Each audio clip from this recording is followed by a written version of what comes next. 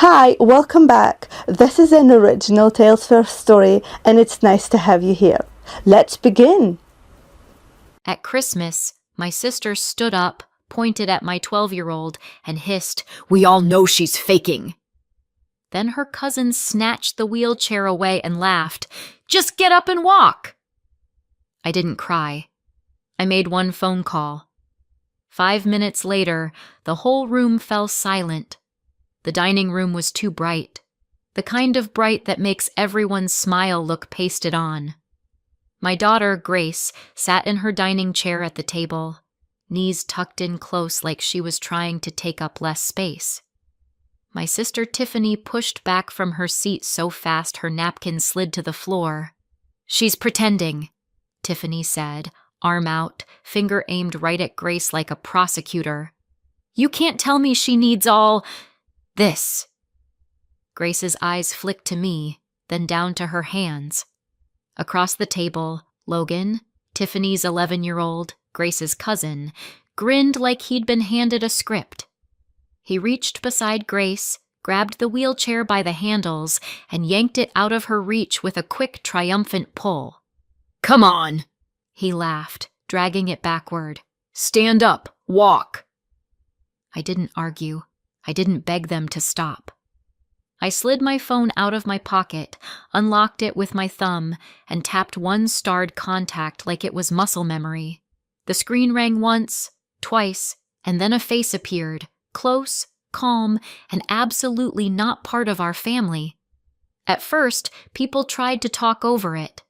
Then the voice on my screen started asking questions, and 5 minutes later, the whole room fell silent. We'd gotten to my parents' place in Columbus a little early because Grace moves slower when she's tired, and I hate feeling rushed with her. Snow had crusted along the curb, and the front steps were slick. Dad came down a step to meet us, steadying Grace while I tipped the wheelchair up behind her. Then my dad, Mike, took the casserole dish from my hands with his usual big guy gentleness and said, "I got it, Nat." Inside, the house smelled like ham, cinnamon candles, and my mother's need to impress. Mom, Karen, had already set the table with the good plates, the ones we weren't allowed to touch when I was a kid. Grace lowered herself into the dining chair by the window, careful and practiced, and I parked her wheelchair beside her, angled so she could grab it without asking. Mom's eyes landed on the chair immediately. "Is that going to be right there?" she asked, like it was a muddy boot. "It's where Grace can reach it," I said, keeping my voice even. Grace tried a small smile. "I'm fine right now." "I know," I told her. "And we plan for not fine too." Dad cleared his throat, already trying to smooth the air. Okay. Food's almost ready." My mother didn't answer me. She just adjusted a place setting so she wouldn't have to look at the chair, and that was my first warning. Tiffany arrived late, of course, like the clock should have waited for her.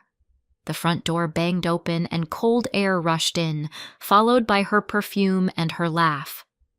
"Merry Christmas!"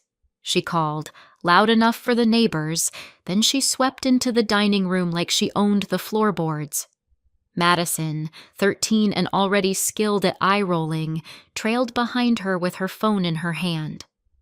Logan ran ahead, socks sliding on the wood, and skidded to a stop when he saw Grace's wheelchair parked beside the table. "Oh, you brought the chariot," he said, snickering. Grace's shoulders tightened. She kept her face neutral, but I saw her fingers press into her napkin like she was anchoring herself. Tiffany's eyes flicked to the chair and then to me. "We're doing the wheelchair thing again?" she said, like it was a themed accessory. "It's not a thing," I said. "It's what keeps her safe." Tiffany's mouth twitched like she'd tasted something sour. "Uh-huh." Mom laughed lightly, the way she laughs when she wants the moment to pass. "Let's just have dinner." Logan drifted closer to Grace's side of the table, hands hovering near the chair like it was a toy left out for him. and Grace pulled her feet back, instinctively guarding her space. Grandpa Howard, my dad's father, Grace's great-grandpa, sat at the far end, where he always sat, quiet and straight-backed in a cardigan that smelled faintly like aftershave. He wasn't frail, not really, just older in a way that made people talk around him instead of to him. He watched everyone come in, watched Tiffany take over the room without asking, watched my mother rearrange plates like she could rearrange reality. When I helped Grace scoot her dining chair in, Grandpa's eyes softened. "Hey, kiddo," he said, voice steady. "How's school treating you?" Grace's face changed immediately. She sat up a little. "Good. I got an A on my history test." "That so?" Grandpa nodded like that mattered, like she mattered. "Proud of you." Tiffany let out a short laugh. "History, sure. Must be nice to sit all day." Grandpa didn't look at Tiffany. He just kept his gaze on Grace, like Tiffany was background noise. "You been drawing lately?" he asked. Grace nodded. "I brought my sketchbook in the car." "Smart." He gave her a small wink. "Always have an exit plan." I felt my throat tighten, just for a second, because it sounded like a joke but didn't feel like one. Grandpa's eyes slid across the table to the wheelchair and then back to my face. It was the kind of look that said, "I see everything," and I knew he was taking notes. Dinner started the way it always did. My dad carving, my mom directing traffic, Tiffany narrating everyone's life like she had the official version. Grace ate slowly, careful with her energy, laughing at the right places so nobody could accuse her of being in a mood. Halfway through, Madison stood and angled her phone toward Grace. "Hold on," she said. "We need a picture." Grace blinked. "Okay." Madison frowned at the angle. "Can you stand? Just for a second. It'll look better if everyone's the same height." "I can't," Grace said quietly. Tiffany's fork paused midair. She looked up like she'd been waiting for that sentence. "Can't," she repeated, a little too bright. "Or won't." "Tiff," my dad warned, soft but firm. Tiffany ignored him. She pushed back her chair and stood, placing both hands on the table as if she were about to deliver a toast. Her eyes locked on Grace, and her voice sharpened. "She's faking," Tiffany said, loud enough to make sure nobody missed it. "We all tiptoe around it, but come on." Grace went still, like her body had become a statue and her mind had left the room. And my mother didn't tell Tiffany to stop. It didn't turn into a debate. It turned into a pile-on, fast and practiced, like everyone had been rehearsing without me. My mom leaned forward, eyebrows raised in that concerned face she wears when she wants to be cruel politely. "I've been thinking the same thing," Karen said. "She's fine when it suits her." Denise, my aunt, made a small noise and looked down at her plate, torn between discomfort and loyalty. Dad set his carving knife down with a thunk. "This is Christmas," he muttered. "Can we not?" Tiffany waved him off. "I'm just saying what everyone sees. She loves the attention. It's manipulative." Grace swallowed hard. "I don't—" "You're 12. Mom cut in like that was proof. "Kids do things." I felt my own voice stay low, almost boring. "Grace has a medical condition," I said. "You don't get to vote on it." Tiffany tilted her head. "Oh, here we go. Natalie, don't make it a whole production." Grace's cheeks flushed, and I saw her knees shift under the table like she was considering standing just to make it stop. I put my hand on her forearm. One squeeze. A silent, "No."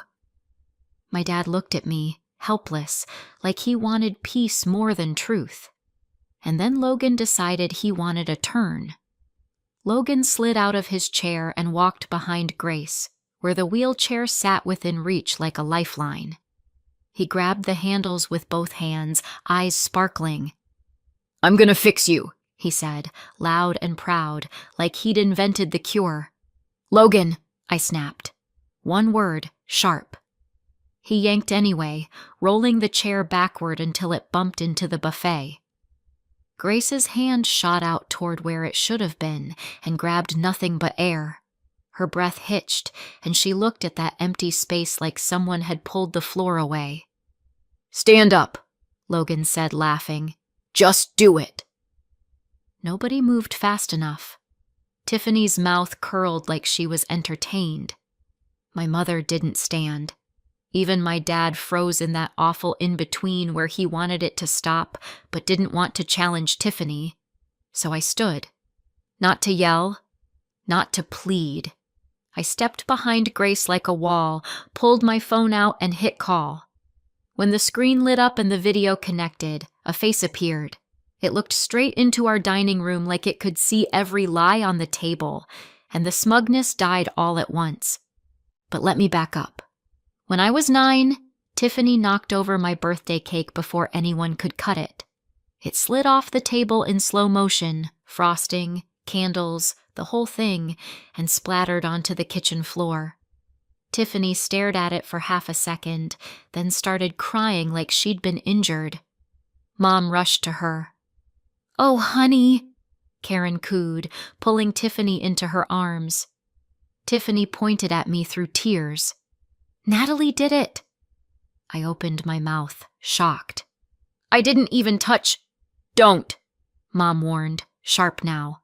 She turned to me with that look that meant I'd already lost. "Why would you do that? It's your sister." Dad sighed like the truth was inconvenient. "Nat, just apologize." I stared at the ruined cake and felt something settle into place. The facts didn't matter. What mattered was Tiffany's version. I said, "I'm sorry," even though my throat burned saying it. Tiffany stopped crying instantly. She wiped her face and smirked at me over Mom's shoulder. That was the day I learned the rule in our house. Tiffany decides what happened, and everyone else nods along. As adults, Tiffany got better at it. She didn't just rewrite moments. She rewrote me. At a neighborhood cookout, she introduced me to her friends like I was a character in a comedy routine. "This is Natalie," she said, laughing. "She's always so intense. She's the type who complains if the napkins aren't folded right." Her friends chuckled, looking at me like I'd missed the joke. I tried to correct it once. "I don't care about napkins," I said. "I care about my kid not getting sick from undercooked chicken." Tiffany's eyes widened dramatically. "See?" she announced. "Always dramatic." Everyone laughed harder. I stood there holding a paper plate, realizing that defending myself was part of the entertainment. After that, I learned to go quiet in public. I let Tiffany narrate because correcting her only made me the villain in her story. It wasn't bravery, it was survival. And then Grace got sick, and my silence stopped being harmless. The first time I brought Grace's wheelchair to a family gathering, it was supposed to be simple. We were going to my parents' house for brunch, and Grace had been in a flare all week, shaky, stubbornly pretending she was fine. The chair wasn't a statement. It was a tool. Tiffany met us at the door and looked down at the wheels like she'd found contraband. "Wow," she said. "So we're committed to this now." Grace tried to joke. "It's just for long walks." Karen's face tightened with that fake worry. "Natalie, are you sure this is good for her? I don't want her getting dependent." "She can't get dependent on safety," I said.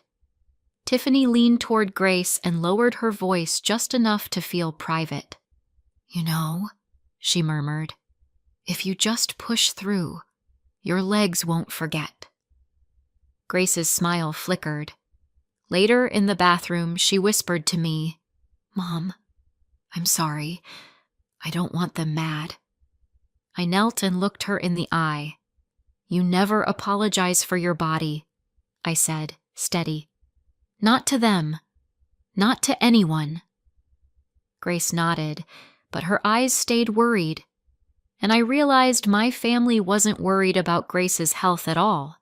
They were worried about Grace taking up space.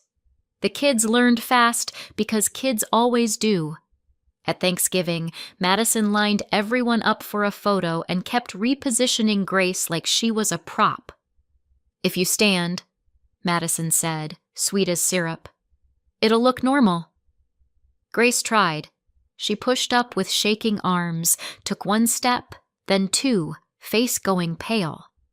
Tiffany's eyes lit up like she'd just been handed evidence. "See?" she said loud. "She can do it." Grace sat back down quickly, breathing hard. Logan started watching for good moments. If Grace laughed, he'd announce, "Guess you're cured." If she carried a plate from the counter, he'd yell, "Look, walking!" The adults chuckled like it was harmless. I watched my child turn into a test. By Christmas, I wasn't just bringing a wheelchair to dinner. I was bringing a line. And my thumb already knew exactly who I'd call, because months ago Dr. Erica had told me, "If anyone ever puts Grace on the spot, call me." Back in the dining room, my phone sat on the table in front of Grace like a small spotlight. The video call was live, volume up, and nobody seemed to remember how to breathe. I stood behind Grace with my hands on the back of her dining chair, steady, not possessive, just there. Tiffany recovered first because she always does. She forced a laugh. "Natalie, what are you doing? Are you seriously calling someone right now?" "Yes," I said. Karen's voice went thin. "On Christmas?" Grace stared at the phone screen, eyes wide, like she was afraid the person on the other end would also be disappointed in her. I leaned down and murmured, "You don't have to say a word." Grace nodded once anyway. "Permission." On the screen, the caller adjusted the camera, and a quiet, professional face came into focus. No smile, no family warmth, just attention. Tiffany leaned toward the phone like she could intimidate it. "Hi," she said, sharp. "Who is this?" The woman didn't answer Tiffany right away. Her eyes went to Grace first, then to me. "Natalie?" she asked calmly. I nodded once. "I'm here." The woman's expression didn't change, but the room did. The air shifted from smug to scared, and then she introduced herself. The woman on my screen spoke like she'd done this 1,000 times, calm, clear, impossible to derail. "Hello," she said. "I'm Dr. Erica. I'm Grace's doctor. I was expecting your call." My mother made a small sound, like a swallowed gasp. Tiffany's face tightened, the way it does when she realizes the audience changed. Logan's grin vanished, replaced by a kid's sudden fear of being in trouble. Dr. Erica's eyes flicked to Grace. "Hi, Grace," she said gently. Grace's voice came out small. "Hi." Dr. Erica looked back at the room through the camera. "Natalie tells me people are questioning your mobility aid tonight." Tiffany tried to laugh again, but it came out brittle. "Okay, wow. This is a lot." Dr. Erica didn't react to Tiffany's tone at all. She just waited, like silence was a tool she owned. When Tiffany didn't know what to do with that, she filled it with bluster. "It was a joke," Tiffany said quickly. "Kids mess around. Nobody's hurting anyone." Dr. Erica's gaze stayed steady. "Is the wheelchair currently out of reach?" Logan looked down at his socks. I answered, "Yes, Logan took it." Dr. Erica nodded once, like she'd just confirmed a lab result, and Tiffany started to realize this wasn't a family argument anymore. Dr. Erica's mouth curved into something that wasn't quite a smile. "Merry Christmas," she said. Then her voice went flat. "Now stop calling my patient a liar." The words landed like a dropped plate. Nobody laughed. Dad's hands went still on the edge of the table. Denise covered her mouth with her napkin, eyes shiny. Tiffany lifted her chin. "Excuse me? I didn't call anyone a liar. I said she acts fine sometimes." Dr. Erica didn't raise her voice. She didn't have to. "You called her fake," she said. "That's calling her a liar." Karen's cheeks went pale under her makeup. She opened her mouth, then shut it. Tiffany pointed at Grace like the phone could see her finger. "I've seen her walk," she said. "I saw it with my own eyes." "So," Dr. Erica cut in, clean and precise. "Yes," she said. "Sometimes she can take a few steps." Tiffany's face brightened like she'd won. "And that doesn't mean she's fine," Dr. Erica continued, same tone. "Fluctuation is part of it." The brightness drained out of Tiffany's eyes. Dr. Erica didn't pause long enough for Tiffany to recover. "You're using her best moments as evidence against her," she said, each word clear. "That's not logic. That's cruelty." Madison stared at the phone like she'd never heard an adult speak that directly before. Tiffany glanced around the table, searching for backup, but nobody moved. And for the first time all night, the story wasn't Tiffany's to tell. Dr. Erica shifted her gaze slightly, like she was addressing the whole table now. "When Grace has a good moment," she said, "she tries to act normal. She tries to keep up. She smiles so you don't look uncomfortable." Grace's throat bobbed. She didn't speak, but her eyes stayed locked on Dr. Erica's face. "I've watched her push herself so hard to look fine that she hurts herself afterward," Dr. Erica continued. "Pain later, so people are nicer now." My mother's hand trembled as she picked up her water glass. She didn't drink. Dr. Erica's voice stayed clinical, but her words cut. "She's 12, she said. "She's not manipulating you. She's surviving you." Tiffany's mouth opened, and nothing came out. Denise let out a quiet sob and wiped her face quickly, embarrassed to be the only one showing emotion. Dad's jaw clenched, a slow, late anger taking shape. Grace's shoulders dropped, like someone had finally let her set down a heavy bag she'd been carrying for months. I felt one hot pulse behind my eyes, but I kept my face steady. Grace needed steady, and Dr. Erica wasn't finished. Dr. Erica's eyes narrowed slightly, the first hint of irritation. "Now," she said, "about the wheelchair." Logan flinched. "That chair is safety," Dr. Erica said. "Removing it isn't a joke. It's taking away her protection." Tiffany scoffed, weakly. "Oh my God, she didn't fall." "You got lucky," Dr. Erica replied immediately. "If she'd gone down tonight, you'd be calling an ambulance, not laughing." The sentence sucked the air out of the room. Even Madison looked nauseous, like she'd just pictured it too clearly. Logan's face went red. He whispered, "I was just kidding." Dr. Erica didn't soften for him. "Kids copy what they see," she said. "Tonight, he copied you." Tiffany's eyes snapped to Logan, then back to the phone, furious at being blamed. Karen stared at the tablecloth as if the pattern could save her. And Grandpa Howard, at the far end, stayed silent, watching, unmoving, absorbing every word. The shame in that room wasn't loud. It was heavy. Tiffany tried one last escape hatch.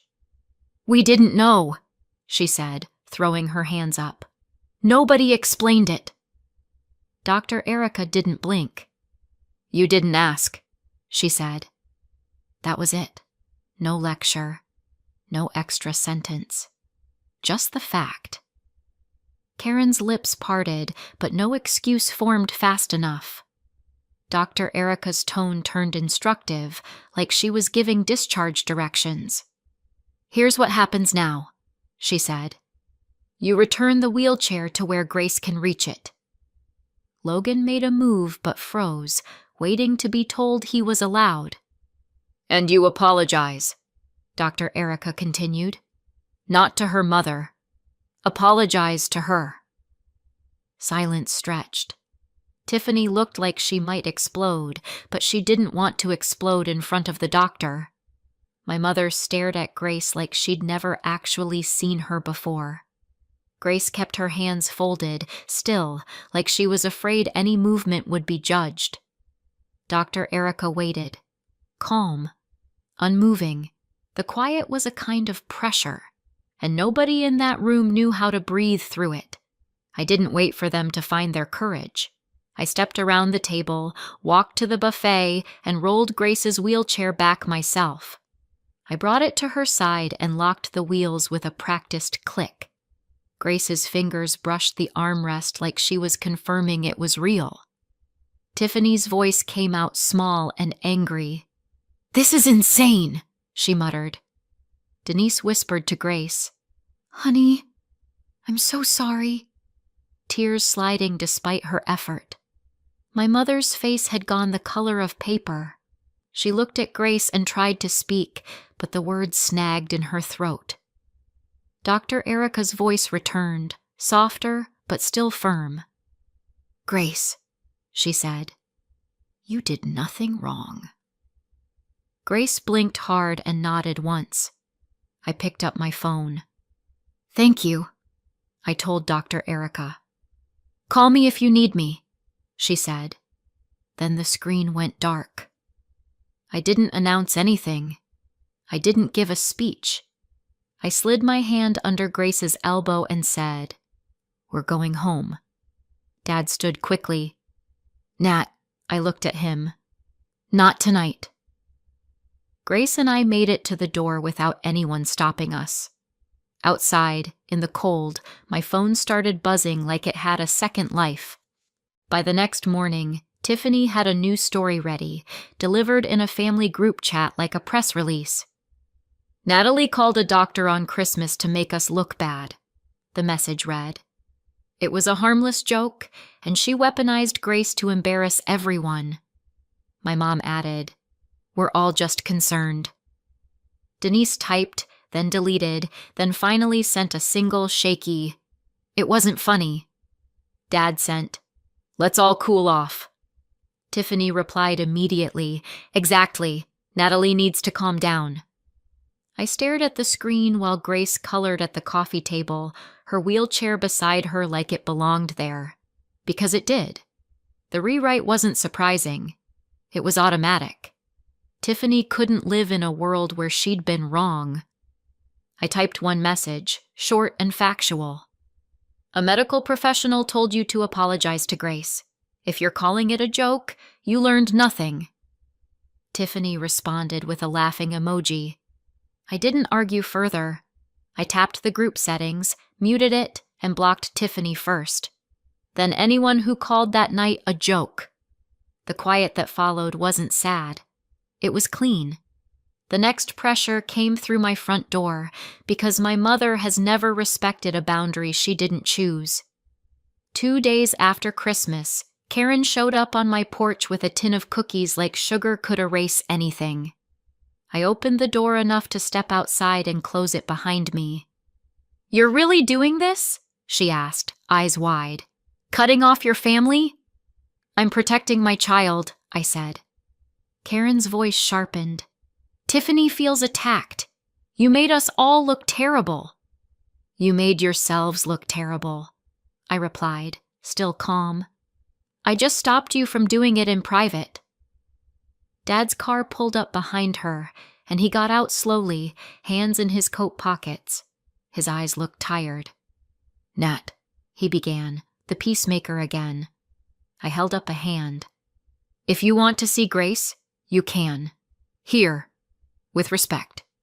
No commentary. No concern." Mom scoffed. "So now we have rules." "Yes," I said. And if Tiffany contacts us again, or if you keep minimizing, the answer is no. Dad swallowed, then nodded once, small. Okay, he said. I'll stop passing messages. I get it. Mom stared at him like he'd betrayed her. I didn't argue. I stepped back toward my door, and that's when my phone lit up with Grandpa Howard's name. I stepped inside, closed the door behind me, and answered. Grandpa's voice on the line was quiet, controlled, and sharper than I'd heard in years. Natalie, he said. No greeting fluff. I saw what happened. I leaned against my hallway wall and kept my voice low so Grace wouldn't hear everything. Yeah, I said. You did. I also saw what didn't happen, Grandpa replied. No one actually stopped it when it mattered. Not your mother, not your father, and Tiffany.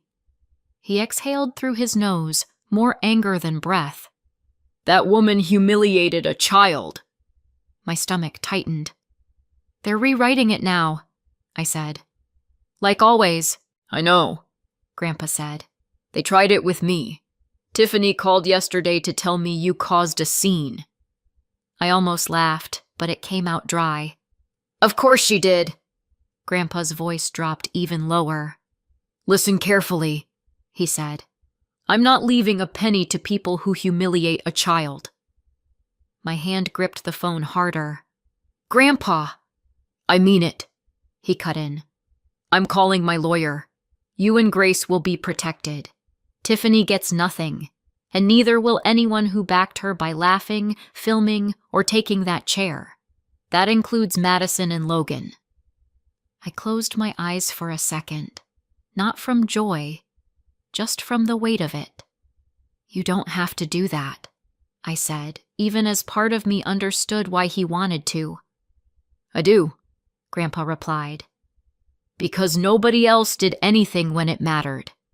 Then he added, Mark will set a meeting. You'll come. And I realized this wasn't just family drama anymore. It was paperwork. The lawyer's office smelled like coffee and printer toner, and the chairs were the kind that force you to sit up straight. Grandpa Howard sat at the small conference table with his hands folded, expression unreadable. Beside him was Mark, his attorney, a calm man with glasses and a stack of documents clipped into neat piles. Tiffany arrived 10 minutes late and walked in like she was owed an apology. Karen followed her, wringing her hands. Dad came in last, looking like he wished the floor would open. Mark nodded politely. We're here to update Mr. Howard's estate documents, he said, including setting up a trust for Grace, with Natalie as trustee. Tiffany laughed. Okay. Why am I here? Grandpa didn't look at her when he answered. So you can't claim you didn't hear it, he said. Tiffany's smile faltered. Hear what? Grandpa's eyes finally lifted. I'm changing my will, he said. Natalie and Grace are protected and supported. You, he nodded toward Tiffany, get nothing. And I'm not rewarding anyone who helped you humiliate that child by laughing, filming, or taking her chair. Karen gasped. Howard, please! Tiffany's face flushed deep red. That's stealing, she snapped, pointing at me like she always does. She turned you against me. Grandpa didn't flinch. No, he said. You did. Mark slid papers forward. Mr. Howard has made his intentions clear, he said. This is lawful, and it will be witnessed and filed. Dad finally spoke, voice small. Tiff, stop. Tiffany spun on him, shocked. Are you serious? Dad didn't answer her. He looked at Grandpa, then at me, and gave a tiny nod like he was choosing a side for the first time in his life. Grandpa signed his name with a steady hand, and Tiffany realized her control didn't reach this table. 1 year later, Grandpa Howard was gone. The funeral was quiet, and so was our life afterward. Quiet in the way that feels safe, not empty. Grace and I didn't go to my parents' house afterward for the family gathering because we weren't family props anymore. We went home, made hot chocolate, and watched a movie with the volume up. A few months later, Mark called me with the final number once everything settled. The value of the trust Grandpa set aside for Grace. $517,640. I sat at my kitchen table staring at the figure, not because it felt like a prize, but because it felt like Grandpa's last boundary, ink on paper. The money paid for consistent care, better equipment, and the kind of therapy schedule that didn't depend on me begging insurance every month. More than that, it paid for peace. With no constant invalidation, Grace stopped bracing for judgment. Her flare-ups got less intense. She started walking more on her good days because she wasn't wasting energy proving anything to anyone. We stayed no contact with Tiffany and anyone who called that night a joke. Dad visits us now, alone, and he doesn't comment on the wheelchair. He asks Grace about school and listens. Grace is almost recovered, so tell me, did Grandpa do the right thing, and did I do the right thing cutting them off? Let me know in the comments, and subscribe for more.